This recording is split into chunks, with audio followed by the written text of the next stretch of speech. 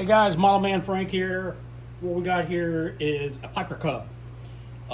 Preferably I found out that this is a Goldberg Cub, Carl Goldberg Cub. So it had a gas motor for a very long time.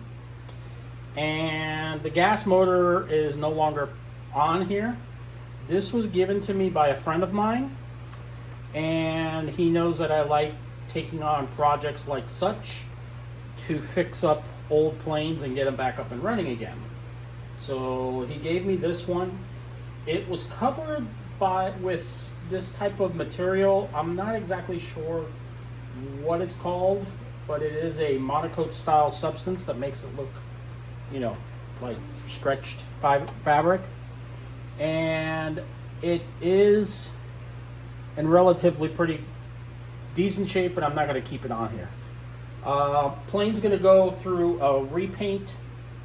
I'm going to strip all this old covering off, and I'm going to have to put on the new collaring. What's going to happen, I need to get a cowl for it. So what I'm going to be doing is closing this area up more, and then I'm going to have to make a new cowl for it, which will be fiberglass. I'll have to foam it out of foam board or carve it out of foam first, and then seal it, and then make layered fiberglass, preferably with 10 mil, and then I'll carve out the old foam and then put it on. So it'll be a fiberglass cowling, unless I can find a cowling online cheap. If not, I will be making one. I got the wings up there. But yeah, the plane is going to go through a recovering. I've already started, some of the covering was actually coming off. So some of it is already, this has to be sanded down somewhat. And I'll take off the rest of it. And this Piper Cub will be yellow once again. It is a great candidate for me to make a replica of my grandfather's Piper Cub, with the cutout for the door and everything like that, but of course I'm not going to cut out for the door.